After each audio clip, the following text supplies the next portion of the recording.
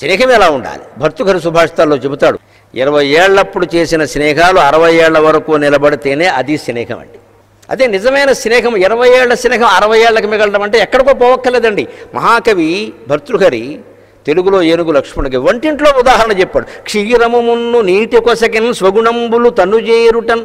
పాలు మరిగిస్తూ ఉంటే ఏం జరుగుతుందో చూడమన్నాడు. గ్యాస్ పొయ్యి మీద పాలు పెట్టాం, అవి మరుగుతున్నాయి కదా, దాంట్లో నీళ్లు కలుపుతాం కదండి. నీరు ఇలా కలవగానే పాలు అనుకున్నాయట.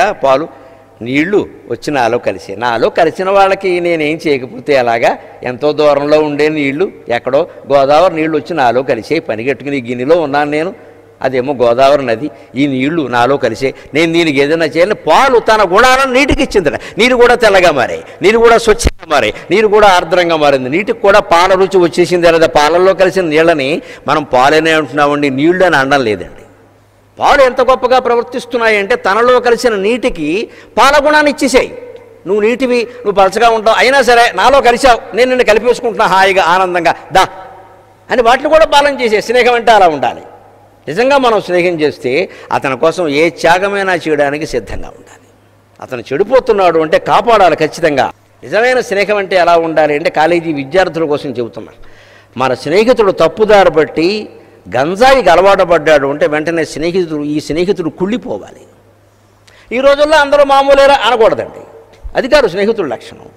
వెంటనే వాడిని దాని నుంచి వేరు చేయాలి.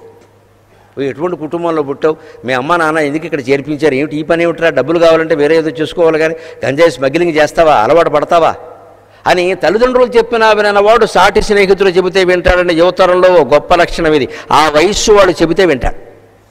తల్లిదండ్రులు చెబితే పెద్దాళ్ళకేం పని లేదా అంటూ ఉంటాడు. ఇక్కడ వీడికి ఒక్కడికే పని ఉన్నట్టు.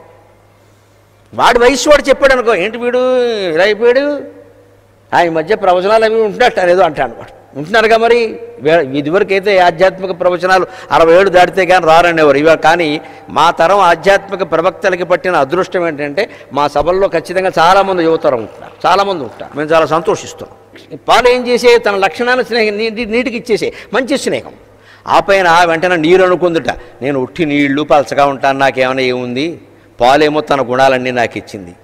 వెంటనే నీరు అనుకుందుట, క్షీరము తప్తమౌటగని చిచ్చురికెన్ వెతచే జలంబు. పాలు కాగుతూ ఉంటే ఆ పాలు పొంగి పొంగి ముందు ఇలా పడుతూ ఉంటాయి కానీ ఆ క్షీరం వేడెక్కిపోతుంది కదా, వేడెక్కిపోతుంటే నీళ్లు అనుకున్నాయట, పాలు ఉడికిపోతున్నాయి, అయ్యో నాకింత ఆశ్చర్యం ఇచ్చాయి, నన్ను కూడా తెల్లగా చేసేసి, నన్ను కూడా ఆర్ద్రంగా చేసి, నన్ను కూడా మధురంగా చేసి, నా మిత్రుడు ఉడికిపోతున్నాడు, వీడు ఎవడో కాల్చేస్తున్నాడు నా మిత్రుడిని అని పాపం నీటికి బాధ కలిగి చిచ్చురికెన్ వెతచే జలంబు. నా మిత్రుడు ఉడికిపోతుంటే నేనెలా ఉంటాను అని పొయ్యిలో పడిందట నీరు. పాలు పొంగినప్పుడు ముందుగా పడేది నీరే, పాలు కాదు. సరిగ్గా గమనిస్తే తెలుస్తుంది. పాలు పొంగినప్పుడు ముందుగా నిప్పులో పడేది పాలు కాదండి, నీళ్లు. పాలల్లో ఉండే నీటి శాతం ముందు పడుతుంది, తర్వాత పాలు పడతాయి.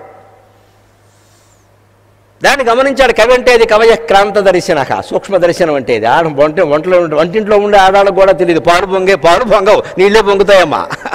పొంగే లక్షణం పాలకి లేదు, నీటికి ఉంది. నీటి ఆవిరి, పాలు ఆవిరవో, నీరు ఆవిరవుతుంది. అసలు నీళ్లు కలపకపోతే పాలు కాచడం కూడా సాధ్యం కాదు, కష్టం అది. నీటి ఆవిరేది, నీరు ఆవిరవుతుంది, పాలు ఆవిరవు.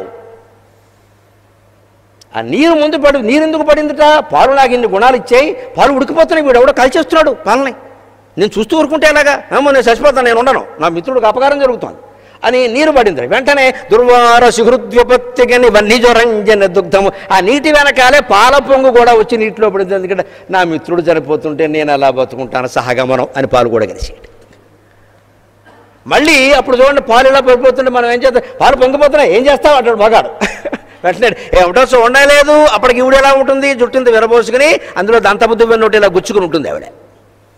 అందుకని ఆ పాలు పొంగిపోతున్నాయి కానీ ఏమిటో చూడలేదు, మీరైనా చూడొద్దా అని కొన్ని నీళ్లు తీసి జరుగుతుంది. వెంటనే నీరముగు ఉడిశాంతమగు. ఆ నీళ్లు చల్లగానే పాలు అనుకునేట, నా మిత్రుడు నీళ్లు మళ్ళీ లోపలికి వచ్చేసాడు, బయటికి వెళ్ళిపోయాడు అనుకున్నాడు, లోపలికి వచ్చాడు, అమ్మయ్య అనుకుని ప్రశాంతంగా ఉన్నాడు. ఇదండి స్నేహం. క్షీర నీరంజాయం అంటే ఇలా ఉండాలి ఖచ్చితంగా. పాలు పొంగడం అనే ఉదాహరణతో, పాలు కాచడం అనే ఉదాహరణతో పద్యం చెప్పి స్నేహం అంటే ఎంతో చెప్పిన ఏనుగు లక్ష్మణ కవిని భర్తృహరిని ఎంత పొగడాలి, ఎంత కీర్తించాలి. ఎన్ని జన్మలెత్తి వాడు రుణం తీర్చుకుంటామమ్మా. సాహిత్యం ఎంత గొప్పది. ముందు మన స్నేహితుడికి మన గుణాలు, మన ఆస్తులు, మన సంపదలు, మన వాడికి భద్రత కలిగించడం. నీకేం లేదురా, నీకు ఫీజు కట్టకపోతే నేను కడతానరా, మా నాన్న చెప్తానులే, పర్లేదులే, నువ్వు చదువుకో అని ధైర్యాన్ని కల్పించడం. దుర్వ్యసనాలకు కాదు, పరీక్షకి, చదువుకు సహకరించడం. పోన్లేరా మా నాన్నకుంది కదా నేను చెప్తానులే, నువ్వు చదువుకో. పోన్లే ఇక జమీందారుల కొడుకు నాకు స్నేహితుడు అయ్యాడు, నా పరీక్ష ఫీజు వాళ్ళ నాన్న కడతాడని సంతోషిస్తాడు. అలాగే మళ్ళీ ఫీజు కట్టిన వాడికి సాయం చేసిన జమీందారు బిడ్డకి ఏదైనా అవసరమైతే వీడు మళ్ళీ సాయం చేయాలి. అలా లేకపోతే ఇంకెందుకండి స్నేహం? పాలు నీరులాగా కలిసిపోయారని అంటారు, అందులో ఎంత ఉంది. అలాగ మనం చేసుకోవాలి. క్షీరము మున్ను నీటి కొసగెన్ స్వగుణంబులు తన్ను చేరుటన్. క్షీరము మున్ను నీటి కొసగెన్ స్వగుణంబులు తన్ను చేరుటన్. క్షీరము తప్తమౌటగని చిచ్చురికెన్ వెతచే జలంబు. క్షీరము తప్తమౌటగని చిచ్చురికెన్ వెతచే జలంబు. దుర్వార సుహృద్విపత్యుగొని వన్ని జొరంజన దుగ్ధము. అంతలో నీరముగూడి శాంతమగు నిల్చు మహాత్ముల మైత్రీ గతిన్.